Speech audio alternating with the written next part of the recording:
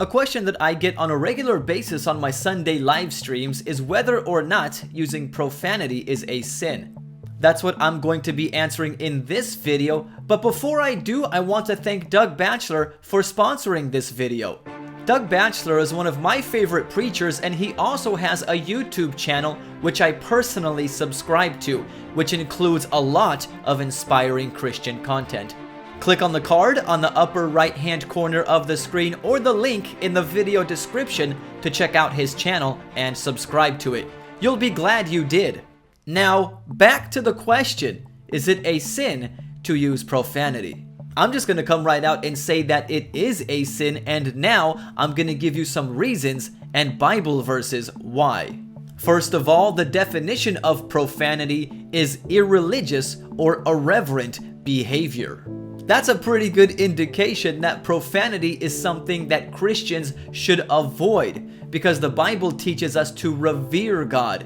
Hebrews chapter 12 verse 28 says, "Therefore, since we are receiving a kingdom which cannot be shaken, let us have grace, by which we may serve God acceptably with reverence and godly fear." Now, if that's not convincing enough, James chapter 3 verse 10 tells us, "Out of the same mouth proceed blessings and cursing. My brethren, these things ought not to be so."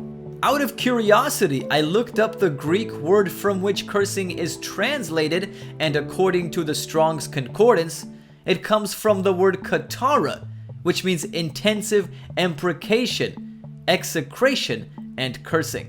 Google defines imprecation as a spoken curse, and synonyms for imprecation include swear word, curse, expletive, profanity, four-letter word, obscenity, and dirty word.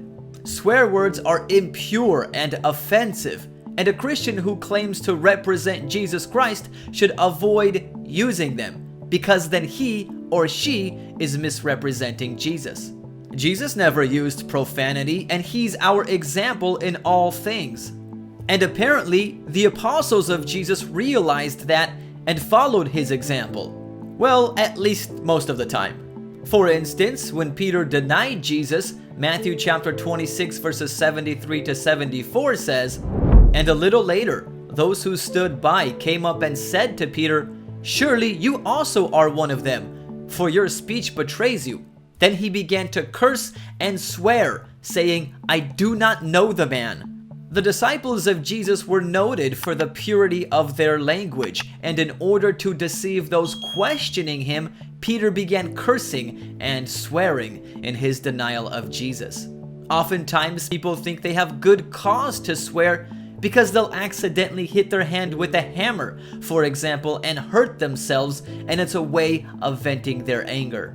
But if you think that justifies swearing, imagine getting nailed to a cross. If anyone had good reason to swear, it was Jesus, but he didn't. All throughout his ministry, the religious leaders of his day misrepresented him. They lied about him. They accused him of being demon-possessed. They hunted his life, and then, ultimately, condemned him to death. If the average person would have experienced that for 3.5 years, they would have been cussing up a storm. But not Jesus. What did he do instead? He prayed to the Father for wisdom and guidance. He showed us a better way to resolve our problems without swearing, by turning to God. Another reason why Christians should avoid swearing is because it doesn't edify people or impart grace. Ephesians chapter 4 verse 29 says, "Let no corrupt word proceed out of your mouth, but what is good for necessary edification, that it may impart grace to the hearers." Christians associate the word grace with God's loving kindness, which draws us to Jesus Christ. Therefore, the words that you speak should have an influence upon those who hear you to draw them nearer to Jesus. That's how you impart grace to other people. The things you say have a tremendous impact on those who hear you. Proverbs chapter 18 verse 21 says, "Death and life are in the power of the tongue, and those who love it will eat its fruit."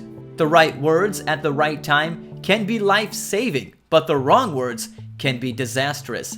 By the way, profanity, as bad as it may be, is just one of many things that people say that is sinful. As a matter of fact, I think there are other things which can be more damaging than profanity, including lying and gossip. Also, if profanity is something that you struggle with and you want to overcome it, I'm going to share a few tips with you on how you can do that. First of all, profanity is a symptom of a corrupt heart.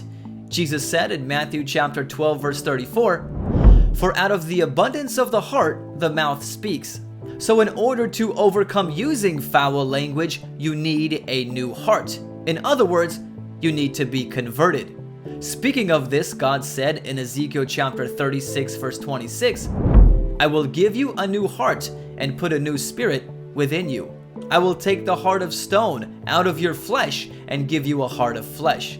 Believe it or not, I used to curse all the time before I was a Christian. But after I got converted, I stopped using profanity. And for me, personally, it wasn't very hard. I just had no desire to use that kind of language anymore because I knew it wasn't pleasing to the Lord. But if you've already accepted Jesus as your Lord and Savior, and you're still struggling with profanity, one of the reasons may be is because the kind of TV shows you're watching, or the music you're listening to, or the people you're associating with.